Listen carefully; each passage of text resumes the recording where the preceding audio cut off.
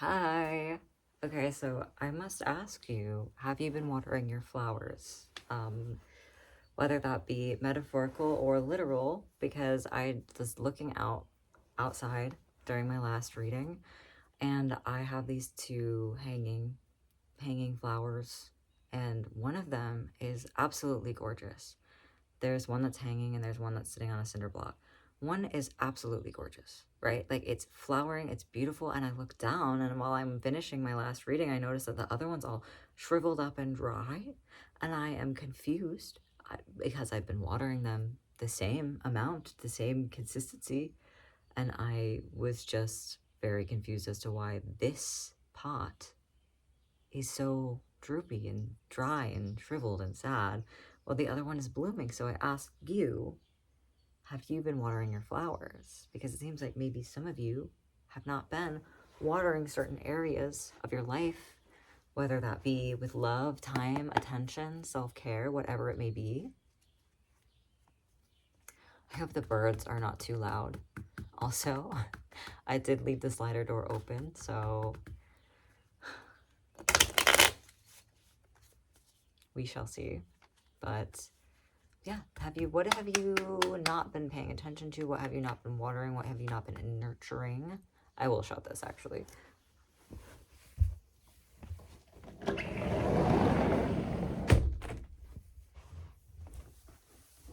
Okay.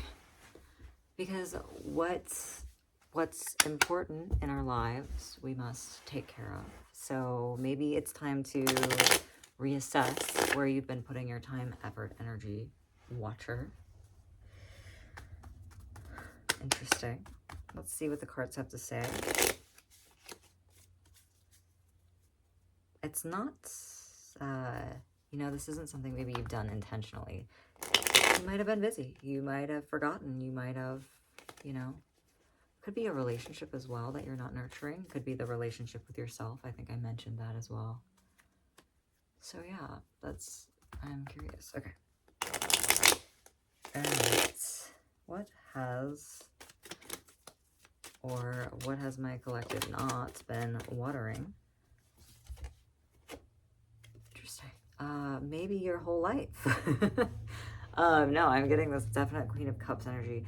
Maybe your energetic life, your emotional life, that is. I think that maybe it's possible you've been stuck in some kind of work mode. It's possible that you haven't had the chance to attend of like things you like, your hobbies, your, things that light you up, things that connect you emotionally. Maybe you haven't had time to read. There's something about the heart element, like you haven't been able to connect. So, but it's maybe your internal world feels a little bit dehydrated, perhaps. Okay, let's see, what else? Ace of Wands. I mean, Ace of Swords, this Ace of Bats in this Halloween tarot deck. Interesting. There's something about maybe an unrealized dream or a half-forgotten dream here. Something that maybe you thought was going to change your life that you stopped nurturing. I'm not sure why. Maybe you got busy. Yes. Something you were really counting on changing your life or that you had faith in. It seems like maybe that's what's been something magical as well. But it was definitely grounded in something, some kind of logic. It wasn't like it was just a pipe dream. You maybe had real solid grounded plans for this thing and something happened. Did you get busy? Did you need hermit's mode? Did you need time to develop something, time to create something that you just didn't have time for? Interesting. It's like something slipping through your hands, slipping through your fingers. This dream that you had faith in. Okay. Let me shuffle these. Wish I had another deck with me right now. Okay. Let's see. What is this? What is this unnurtured thing? Is this unforgotten? Maybe it is unforgotten and it's just a dream on the back burner. Maybe you didn't have the funds for it. Is this left behind dream. The sad thing is it's like, I'm getting this, whatever took you away from this was maybe out of your control. It wasn't just like it got too hard or something. It was like, it's like sad. It was like you made this decision to do something for yourself or something that would benefit you and your own personal life. Ooh, did someone talk you out of it, or did someone distract you? Maybe things left unsaid. I'm getting kind of phlegmy. So like, was it a plan with someone and that fell apart? Eight of Wands. Yeah, it was something new. Something you were ushering into this world. Okay, let me do some thinking.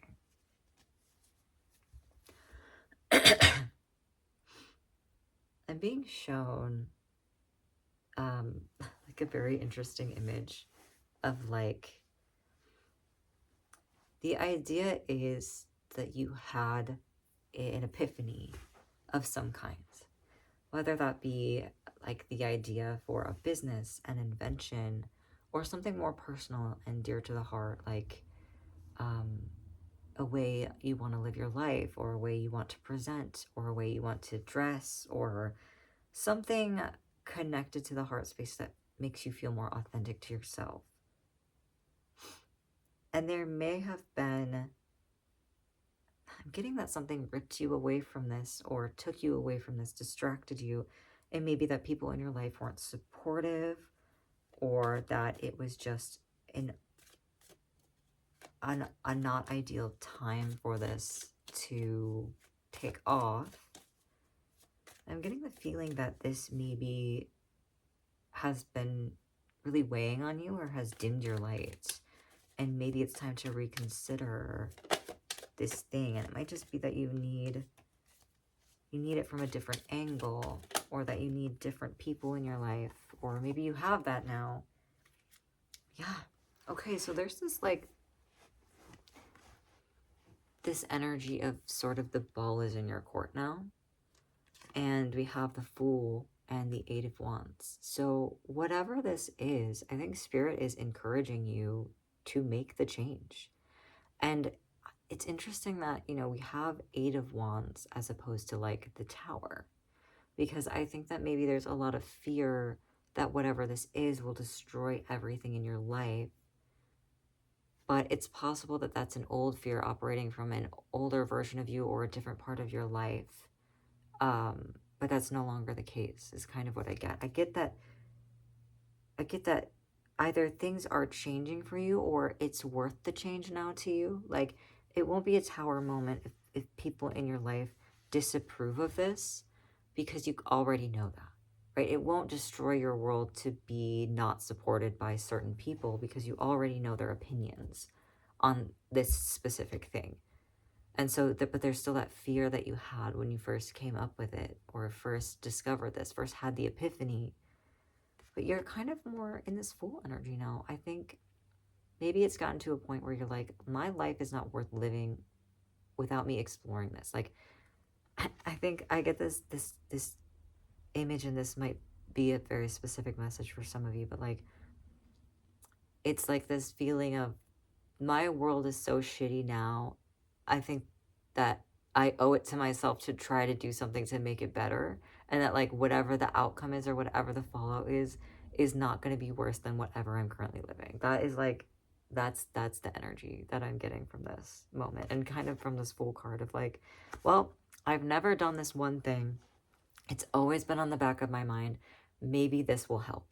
Maybe this will launch me forward. And I'm getting that I think it might. You know? I think that it might. Making this decision gives you autonomy. It's probably going to bring you, you know, some joy. We can turn this Ten of Pentacles around to this joy, this sense of family, this sense of camaraderie ship, at least. Like, that is like a domino effect. Even if it's like a business or something, there is a heart.